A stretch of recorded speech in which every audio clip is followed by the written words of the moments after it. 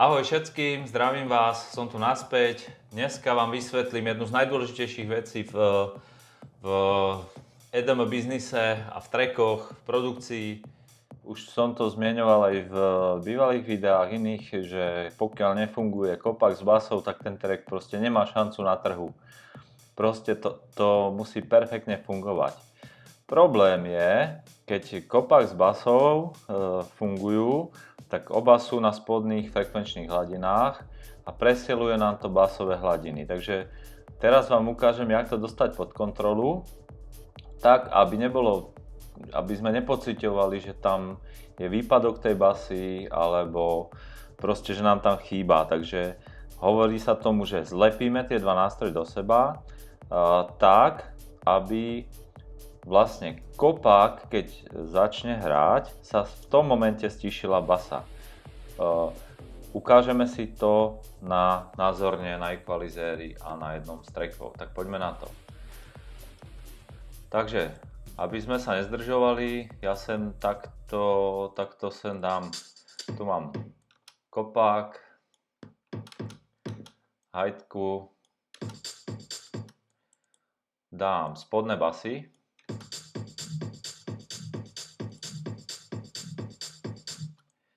a stredné basy.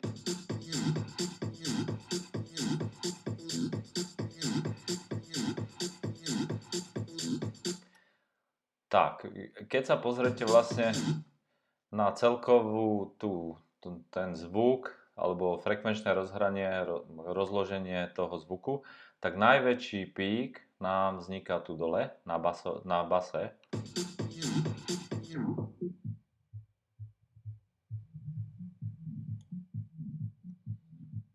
To znamená, subbass hra dole od 30 po povedzme tých 70 Hz, 80 tu dole a kopak je nad ním. Ale v týchto hladinách sa prekrývajú. A čo s tým? Jak to vyriešiť? Rieši sa to dvoma spôsobmi. V Abletone je tzv. Glue kompresor. Sem si napíšeš glue kompresor a ten vlastne ti to zlepí štýlom tým, že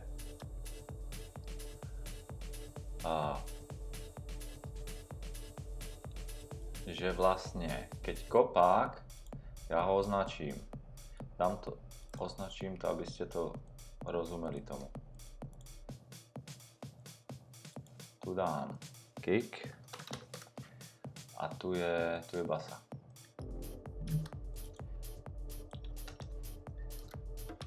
Takže mám to takto pekne pod sebou. Funguje to tak, že ja signál basy keď bude hrať kopák, tak ja signál basy budem stišovať. Takže na basový kanál, aby basa ustúpila kopáku, dám takto kompresor. Hovorí sa tomu po anglicky sidechain, proste reťazový kompresor.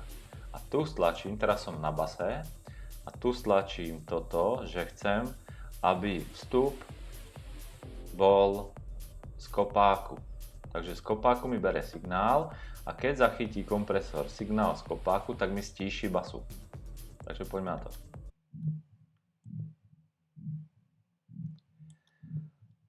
Hej, tak až takto opäť.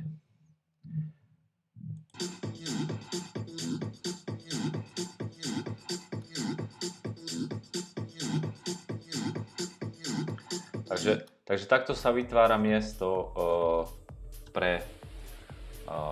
aby proste ten kopák je výraznejší, hrá hlasnejšie, lebo sa prerezáva cez tú basu a vlastne to prebasovanie vlastne ustupuje, keď toto použiješ.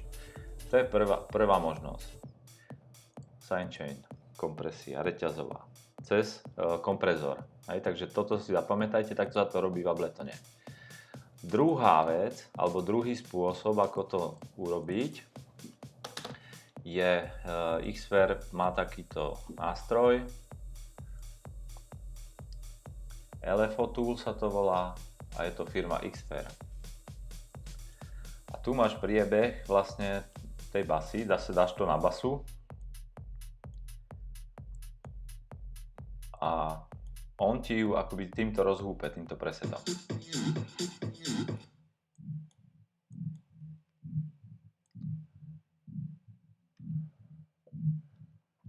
Vidíš, takže toto je priebeh hlasitosti a tu v tejto prvej polovici toho opakovania ti stíšuje. Takže tá basa je potichu a zrovna v momente, ja si to takto pripravím, takže toto je akoby stíšené. Toto je stíšené, keď tam je basa a túto uvoľňuje.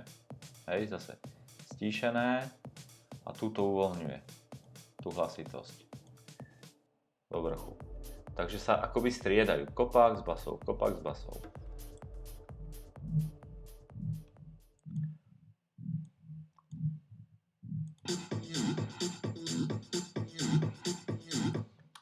Takže buď jeden alebo druhý spôsob. Ďalšia, najdôležitejšia vec, určite si to dajte do mono. To znamená, ešte tu ukážem pomaly, kopák basa musí byť mono, lebo už som to vysvetľoval vo videách predtým. Pokiaľ by boli stereo a systém, repráky v podniku sú mono, tak ti zmiznú niektoré zvuky, môžu prestať úplne byť počuť. Takže kopák a basa mono. Ako sa to robí? Takže tu si dáš Audio Effects, nájdeš si kde to je Utility,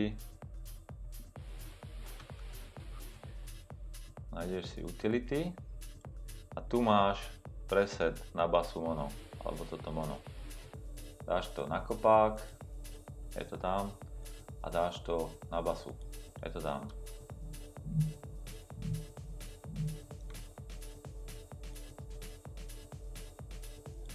Takže máš ošetrený kopák, máš ošetrenú basu, máš to vyvážené.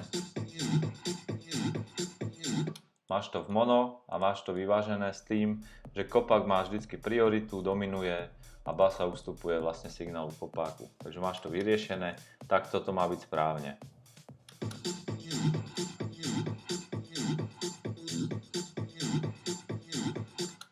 Takže to bolo všetko. Ďakujem za pozornosť a dúfam, že vám to pomohlo trošku. Ak máte nejaké ďalšie dotazy, tak kľudne mi napíšte a pozriem sa na to a poprípade natočím nejaké video na vysvetlenie. Takže díky a pekný deň prajem. Ahoj.